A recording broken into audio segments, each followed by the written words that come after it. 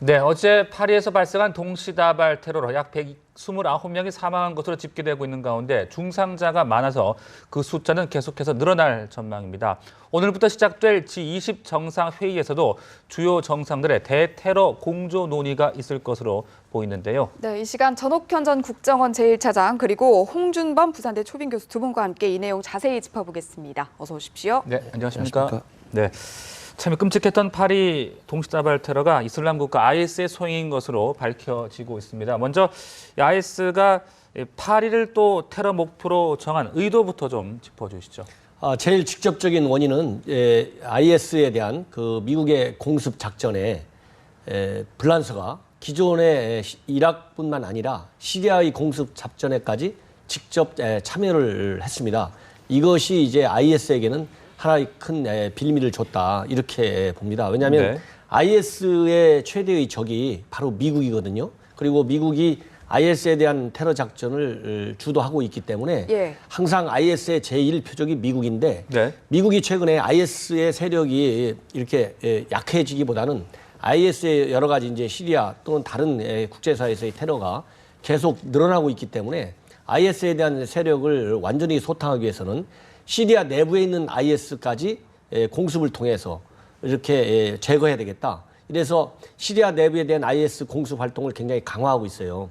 이러는 과정에서 최근에 지난 9월 말쯤에 불란서가 유럽 국가로서는 처음으로 이런 시리아에 대한 IS의 미국 주도의 공습에 직접 참여를 했습니다.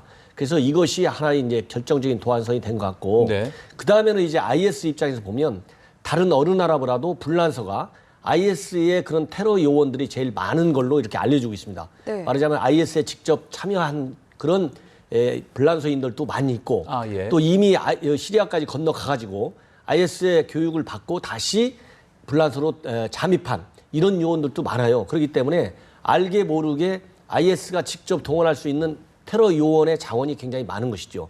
이런 것이 결합이 돼서 이번에 파리에서 저렇게 대대적인 동시다발 테러를 일으키게 된 것이다. 저는 그렇게 분석합니다. 네, 방금 말씀하신 것처럼 6곳에서 동시다발적으로 일어났고요. 또 불특정 다수의 민간인을 겨냥했는데요. 이 테러 전략이라든지 그 의도 어떻게 좀 파악을 해볼 수가 있을까요, 교수님? 예, 저는 이번에 그 파리에서 일어난 그 테러가 민간인의 특별히 뭐 타겟을 해서 했다든지 또 민간인 테러라든지 공인이나 또는 정부에 대한 테러나 별 차이가 없다고 생각합니다. 그 사람들의 의도는 자기들이 목적한 바를 달성하기 위해서 그 자기들이 구호로 내세운 신은 위대하다, 알라 신은 위대하다, 시리아를 위해서 하는 그 짧은 한마디에 모든 게 담겨 있다고 생각합니다. 그래서 그 사람들이 그 첫 번째 그 문장 신은 위대하다고 하는 것은 지하드를 선포한 것입니다. 지하드라는 것은 신의 전쟁을 하겠다는 뜻이거든요. 네. 자기들이 한 거지만 이것은 알라 신이 한 걸로 선언을 한 거죠. 그래서 그 알라후 아크바르 하는 그 지하드는 성경 아니 코란 8장 17절에 너희들이 행한 행위는 알라 신이 한 것이다. 사살은 너희들이 했지만은 신이 하신 것이다. 이렇게 규정하고 있습니다. 그래서 이 사람들은 성전을 하면서도 자기들보다는 신의 뜻대로 했다는 걸 강조하고 또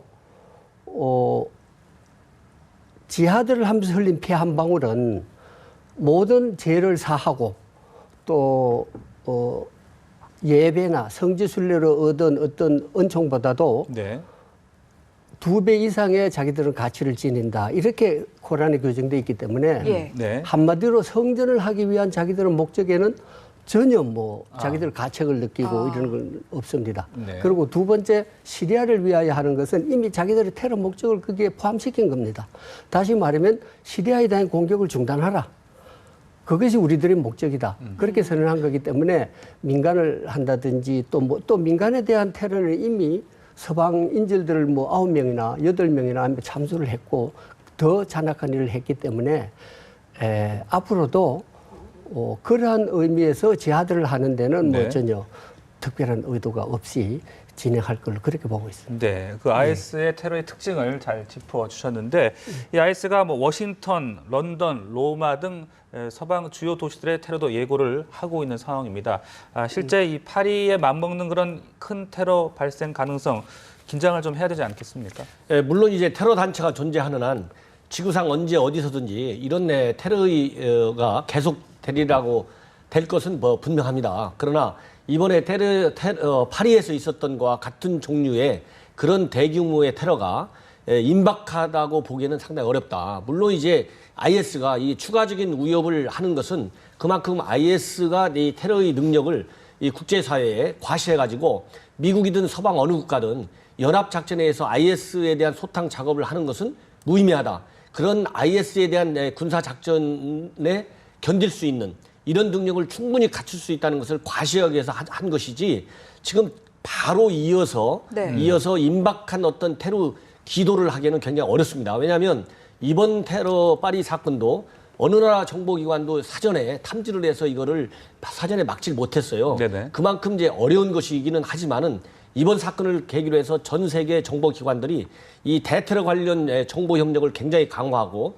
또 이 IS에 대한 추가적인 이런 공습 계획을 더 아주 치밀하게 전개할 가능성이 많거든요. 네. 그렇기 때문에 이 테러 IS가 추가적인 테러를 기도한다 하더라도 성공할 가능성이 굉장히 없습니다. 그러면 이 테러 시도를 해서 한 번 실패했을 때 겪는 그런 여러 가지 이미지의 손실이라든가 이런 이 테러 자원의 손실이 크기 때문에 이렇게 위협만 할 뿐이지 위협을 실질적으로 실행에 옮기기는 IS로에도 상당한 부담이 된다. 그래서 이런 이 추가적인 위험에도 불구하고 물론 경계태세는 아까 말씀드린 대로 사상 최고조로 전 세계 국가가 높이겠지만은 네. 그런 높이에 비례해서 이런 테러의 위협을 가시화시키기는 부담이 따른다 이런 생각이 듭니다. 네, 일본 테러에 대해서 올랑드 대통령도 테러의 배후로 IS 지목했고 IS도 자신들이 했다라고 주장을 하고 있는 상황인데 이런 가운데 알카에다와 IS 간의 테러 경쟁이 벌어질 수 있다. 그러니까 자신들의 세력이 더 강하다는 걸 내세우기 위해서 테러 경쟁을 벌일 수 있다. 이런 얘기들도 나오더라고요. 교수님 좀 신빙성 있는 얘기입니까? 예. 예. 그 알카에다와 IS 이미 세대 교체를 했다고 저는 봅니다. 그래서 알카에다의 그 테러는 거의 뭐 1990년대 초부터 15년간을 가장 9/11 테러까지 전 세계를 놀라게 하는 테러를 했는데 네. 알카에다는 이미 오사마 빈 라덴이 사망함으로써 그 동력을 잃었고요. 지금은 IS 시대로 좀 보고 있는데 그러면 양쪽 두 단체, 두 기관의 두 조직의 특징을 비교하면서 전 그 세대 교체한 걸 좀 설명하고 싶은데 네네. 알카에다는 첫째 영토를 보유하지 않습니다. 다시 말하면 숨어서 언둔해서 해야 되는데 IS는 영토를 보유했습니다. 두 번째, 알카에다는 국가 후원을 받지 않는다. 자기들이 재정은 충분히 빈 라덴이 가지고 있었기 때문에 국가의 재정 그걸 받으면 그 국가의 대의 명분에 동조를 해야 되기 때문에 자기들의 테러 활동을 충분히 할 수 없어서 국가 후원을 받지 않는다. 세 번째는 조직의 상하 구조를 가지지 않는다. 그거는 자유로운 테러 그러니까 북아프리카에 있든 어디에 있든 여건에 맞게 테러를 활성화시키기 위해서는 지령을 받고 할 그게 없지요. 그래서 그렇게 하는데 이 두 가지도 IS는 이미 실천을 했어요. IS는 국가를 가지고 있죠. 그다음에 IS는 조직의 상하 구조가 있습니다. 국가적인 체계로. 그래서 IS하고 그런 차이가 있고 네 번째는 알카에다는 인종이나 민족 단체의 대의를 지지하지 않는다. 아랍의 민족 대의를 지지하지 않아요. 이슬람의 민족 대의를 알카에다 지지하지 않고 오로지 서방에 대한 종교적인 신념으로 테러를 했거든요. 그런데 IS는 그게 아니죠. 인종, 종교, 국가를 가지다 보니까 거기에 대의 명분을 자기는 지지를 하고 있습니다. 순니파 종교, 그걸 지지하고 있거든요. 그 다음에 마지막으로 알카에다는 모호한 정치적인 요구사항을 이야기해요. 다시 말하면 1991년에 그 이라크의 저 다국주군이 저 사우디에 주둔했을 때 그게 이슬람을 따지면 짓밟은 거라 해서 그에 대한 테러로 10년 후에 2001년도에 뉴욕 테러를 했는데 그거야말로 명분이 되지 않는 거거든요. 그런데 모호한 정치적인 그걸 요구하는데 IS는 정치적인 요구가 분명합니다. 네. 그래서 단지 두 집단이 한 가지 공통점은 펀더멘탈리스틱한 아주 순수한 이슬람 국가를 건설한다는 데는 뭐 일치하거든요. 예. 그래서 저는 이렇게 봅니다.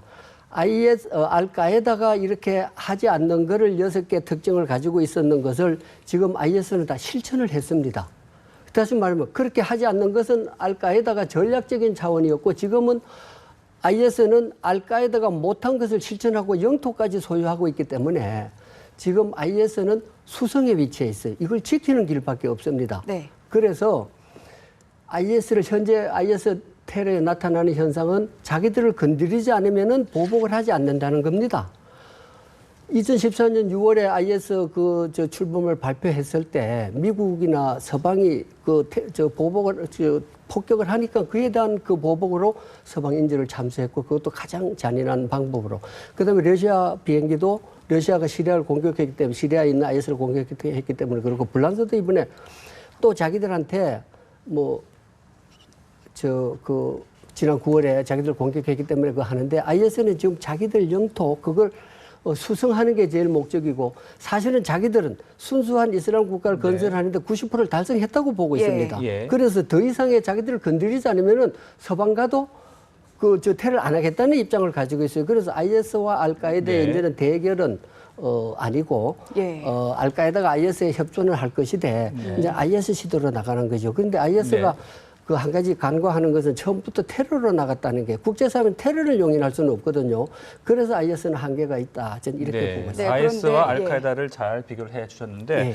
그런데 또 이번 테러 용의자 가운데 이 2명이 난민 등록을 한 후에 입국을 하는 것으로 알려지고 있습니다. 이 부분이 또 유럽의 난민 수용 정책에 또 영향을 미치지 않을까 이런 지금 분석이 나오고 있거든요. 그렇습니다. 그래서 난민 속에 IS가 숨어 들어갈 것이라고 하는 것은 예상된 사항이었고요. 충분히 예상됩니다. 다른 길이 더 없는데 그렇게 마침 발견됐기 때문에 지금 유럽은 이 문제가 더 아주 큰 이슈가 될 것 같아요. 유럽의 안보에 있어서 과연 난민을 계속 받아야 할지 아니면은 지난번에 독일이나 이래 선두해서 이렇게 난민을 받긴 했는데 그거는 국제적인 여론과 인도주의적인 차원에서 마지못해 했지 헝가리는 반대를 했지 않습니까? 그래서 이게 저는 또다시 난민 문제가 재점화될 걸로 보는데 사실은 그 이슬람의 문화에 전혀 이질적인 난민들을 유럽 기독교권에 갖다 놓는 것은 저는 더 부적절하다고 봅니다. 그래서 난민 문제는 중동 내에 있는 사우디니 왜냐하면 이 난민들이 시합하든 어디든 그 이슬람권 내에서 난민촌을 만들어서 수용을 해야지 왜 유럽까지 가져가는지 이 사람들이 유럽을 가고자 하는 것은 복지국가니까 그걸로 가겠죠 난민들은 그렇지만 전 재고돼야 생각하고 또 그 문제가 다시 검토될 걸로 봅니다. 네, 난민 얘기도 나왔지만 참 수법이 교묘해지고 참 체계적으로 더 변하고 있는 것 같은데 일단 국제사회가 전반적으로 다 같이 머리를 맞대지 않으면 참 그 방안을 마련하기도 쉽지 않을 것 같아요. 오늘부터 G20 정상회의도 열리는데 국제사회에서 이제 세계 각국의 정상들이 어떤 식으로 방안을 좀 모색할지 미리 좀 예상을 하신다면 어떤 부분들이 있을까요? 이번에 이제 여러 기획되어 있는 다자 정상회의를 바로 앞두고 이런 대규모 테러가 벌어졌기 때문에 다자 정상회의 특히 이번에 이제 G20 정상회의에서 가장 큰 이슈가 이제 테러 문제일 것입니다. 지금 현재도 9.11 테러 이후에 미국을 중심으로 한 그 각국 간의 이런 대테러 이 조치들이 많이 갖추고 있는데 이것도 모자라기 때문에 이번 논의의 핵심은 일단 이 테러 관련 정보 교환을 지금 가지고 있는 정보 교환 체제에서 한층 더 업그레이드 시키는 방안 이런 정보 교환 체제를 어떻게 더 강화할 것이냐. 왜냐하면 테러는 지구촌 사회에서 언제 어디서든지 일어날 수 있는 거거든요. 그래서 대테러 작업은 어느 나라 혼자 할 수가 없어요. 그렇기 때문에 국제적인 공조 체제를 어떻게 더 가일층 강화해서 운영할 것이냐. 첫 번째로는 이런 정보 협력의 문제고 두 번째로는 앞에서도 얘기했지만은 옛날과 달리 지금 현재 IS가 지금 현재 이 국제 테러를 가장 강하게 하는 가장 아주 극악한 테러 단체거든요.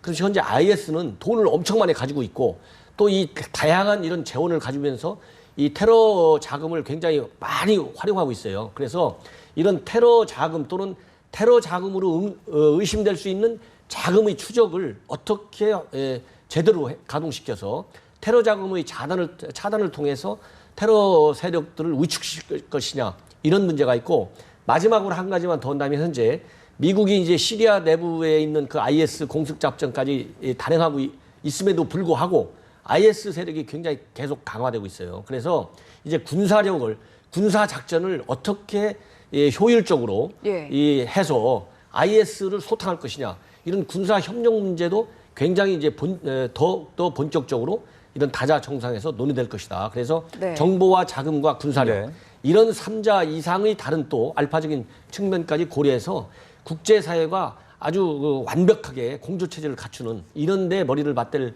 것이라고 저는 봅니다. 네, 그러면 그런 과정을 펼치는 데서 우리나라는 어떤 역할을 할 수가 있을까요? 글쎄 이제 우리 정부도 지금까지는 이제 우리 나라도 우리 국민들도 우리 대한민국은 테러 정전국이 아니냐 이런 얘기를 많이 해왔고 또 국제사회에서도 인정을 많이 했습니다. 네. 그러나 이제 최근에 이런 IS를 특히 IS의 이제 세력이 우리 국내까지 이미 뻗쳐 있다. 이거는 이미 확인이 됐어요. 한 1년 전에 우리 김군이라고 하는 이 사람이 이제 바로 포섭돼서 넘어갔지 않습니까?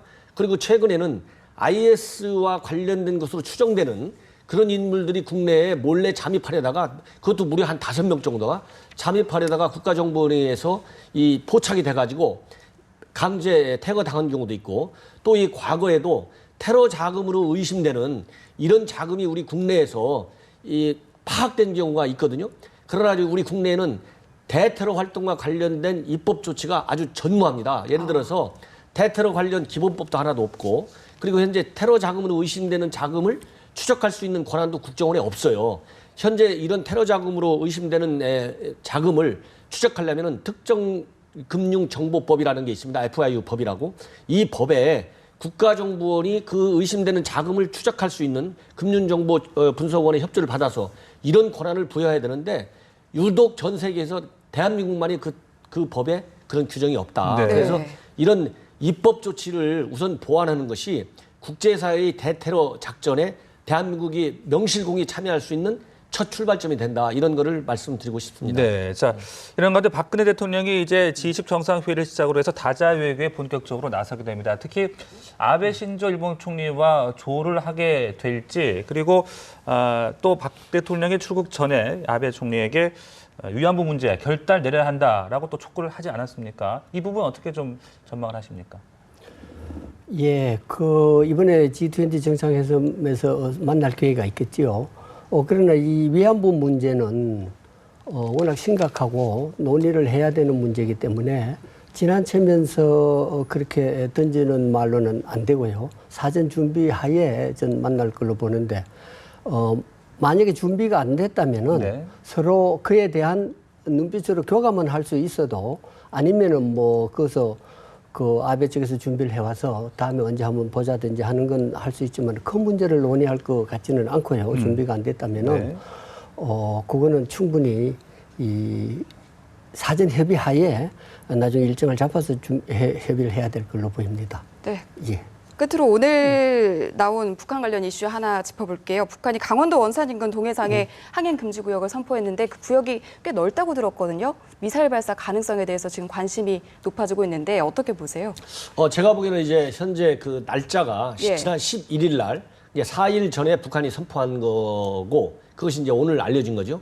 그다음에는 이제 선포 기간을 보면 12월 초까지로 한 20여일 정도를 상정하고 있어요. 그래서 통상 북한이 이제 미사일 발사 같은 경우 할 적에는 이렇게 사전에 항행 금지 구역을 설정하지 않은 상태에서 기습적으로 미사일 발사하는 경우도 있는데 이번에는 아주 광범위한 그런 그 해역에 대해서 보통 일주일 전후로 하는데 그것도 무려 20여일 기간을 상정해서 이렇게 한 걸로 보면 이 한반도에서의 여러 가지 안보 상황의 변화에 따라서 자기네들이 시험 발사할 수 있는 미사일을 재량을 많이 확보하겠다. 그래서 단거리든 중거리든 장거리든 이 한반도에서의 안보 정세를 봐가면서 이렇게 시험 발사 여부를 결정했다는 이런 이 자세를 가지고 있는 거 아니냐. 그래서 만약에 우리 한미 양국에서 이 북한과 관련돼서 어떤 그런 발언 같은 것이 나올 경우에 그것이 북한의 어떤 그 생각에 상당히 도전적인 그런 발언 내지는 입장 표명이라고 볼 경우에는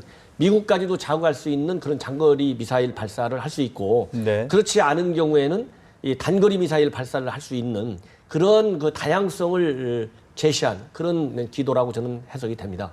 네, 오늘 파리 테러를 중심으로 다양한 국제 이슈를 좀 짚어봤습니다. 오늘 말씀 여기까지 듣겠습니다. 고맙습니다. 고맙습니다. 감사합니다.